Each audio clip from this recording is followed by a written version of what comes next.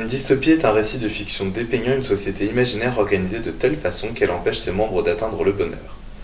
Une dystopie peut également être considérée, entre autres, comme une utopie qui vire au cauchemar et conduit donc à une contre-utopie.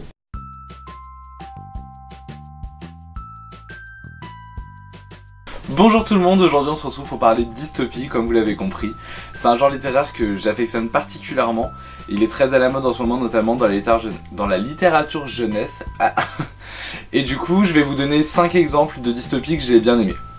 Donc on commence tout de suite. Alors évidemment, voilà, on parle dystopie, je suis obligé de citer Hunger Games, écrit par Suzanne Collins aux éditions Pocket Jeunesse.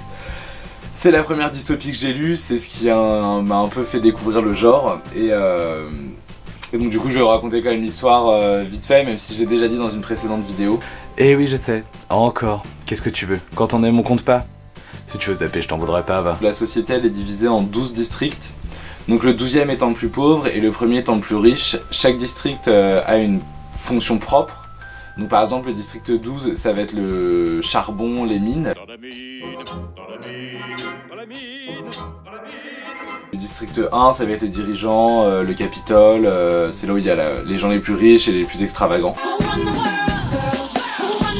Dans cette société, il y a des jeux qui s'appellent donc les Hunger Games qui sont organisés une fois par an et chaque district doit fournir un garçon et une fille, des adolescents qui vont se battre dans une arène jusqu'à la mort, il n'y aura qu'un seul vainqueur. Alors évidemment, les districts les plus riches sont les plus avantagés puisqu'ils peuvent s'entraîner, ils peuvent avoir des armes quand ils sont enfants, alors que les districts 12, voilà, ils vivent un peu dans la misère, donc c'est un peu compliqué. Et donc c'est l'histoire de Katniss Everdeen qui va se retrouver dans l'arène. C'est un des livres que je relis avec plaisir de temps en temps où je me dis bon je sais pas trop quoi lire, allez je vais lire Hunger Games. Le deuxième roman dont je vais vous parler, ce sont Les Insoumis, écrit par Alexandra Bracken aux éditions Lamartine Jeunesse. Dans ce roman, on suit les aventures de Ruby qui a survécu à une contamination à un virus qui a touché tous les adolescents. Et en fait, les survivants de ce virus, ils ont développé des pouvoirs. Les adultes les ont divisés en plusieurs couleurs, donc il y a orange, rouge, jaune, vert et bleu, et chaque couleur correspond à un pouvoir particulier. Chaque enfant est alors mis dans un camp, donc par exemple, les verts ce sont des personnes intelligentes, les bleus ce sont des gens qui ont la télékinésie. Oui, parce que télépathe c'est les pensées, donc la télékinésie. La télékinésie peuvent bouger des objets par la pensée. C'est l'un des pouvoirs que j'aimerais avoir. J'essaye toujours, mais ça marche pas. Les oranges, ils peuvent manipuler les pensées des gens. Les rouges, ils manipulent le feu. Et les jaunes, ils manipulent l'électricité. Ruby va alors tenter de s'échapper de son camp et elle va rencontrer d'autres rebelles, d'autres survivants. Et ensemble, ils vont essayer de survivre dans ce monde pourchassé par les adultes. Et ce qui est intéressant, c'est qu'elle-même se considère comme un monstre. Alors des fois c'est un petit peu lourd parce que c'est dit souvent dans le roman, mais voilà, il y a vraiment un dégoût de soi assez phénoménal. Alors évidemment il y a un petit peu de romance aussi, etc. Mais c'est vraiment un bon livre. Peut-être un peu trop jeunesse pour moi parfois, enfin je m'attendais à certaines situations. Du style histoire d'amour entre les deux personnages. Mais voilà, ça reste original et ça reste un bon livre. Pareil, c'est une trilogie, il y a 3 tomes. Le prochain roman dont je vais vous parler, je l'ai malheureusement pas avec moi parce que je l'ai prêté à une amie. Il s'agit de la saga Uglies par Scott Westerfeld aux éditions Pocket Jeunesse. Dans ce roman, le monde il est divisé en deux. D'un côté, il y a les moches et de l'autre, il y a les très beaux. On vit chez les moches, chez les Uglies, comme le dit le roman, à Uglyville, jusqu'à nos 16 ans. À 16 ans, on subit une transformation, une chirurgie esthétique qui nous permet d'accéder à la caste des Pretties, donc de la beauté parfaite. Notre héroïne, elle va aller sur ses 16 ans et la veille de son anniversaire, elle est contactée par les rebelles qui lui montrent un côté sombre dans l'opération chirurgicale.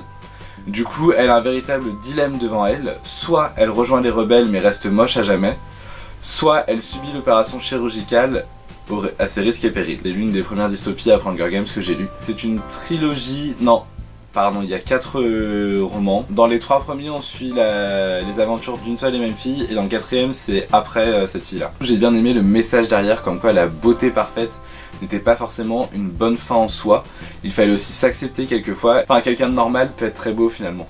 Et c'est ça que j'ai apprécié. En plus, il y a des retournements de situation, voilà, c'est assez bien comme roman, je vous le conseille. La 4ème dystopie dont je vais vous parler, c'est Forget Tomorrow de Pin-Tip Dunn aux éditions de Lumen. En fait, dans ce monde-là, à 17 ans, on reçoit un souvenir de son futur moi. C'est-à-dire une espèce de vision de notre futur. Et c'est ça qui va déterminer toute notre vie.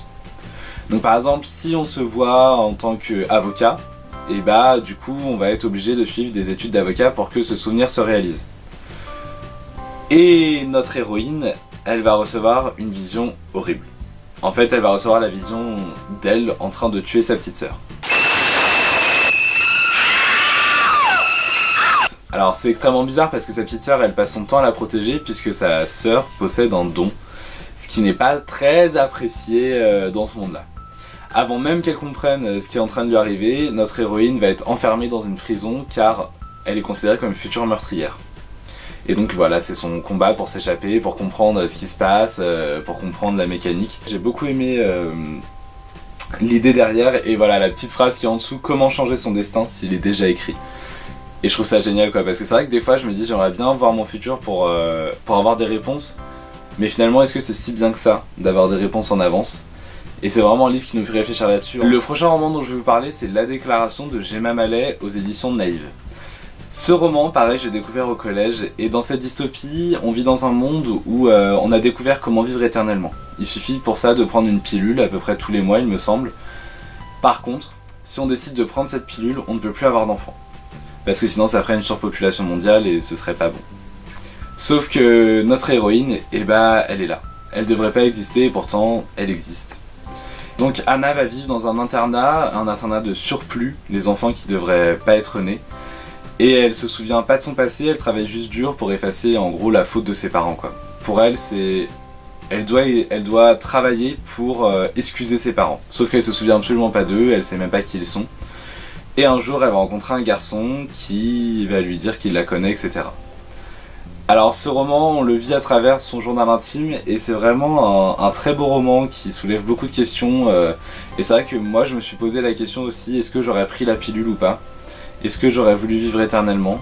Alors il y a une suite que j'ai pas lue et j'aimerais la lire. Je pense que voilà, elle va bientôt accéder à ma palle. Alors voilà, c'était quelques exemples de dystopies que j'aime beaucoup.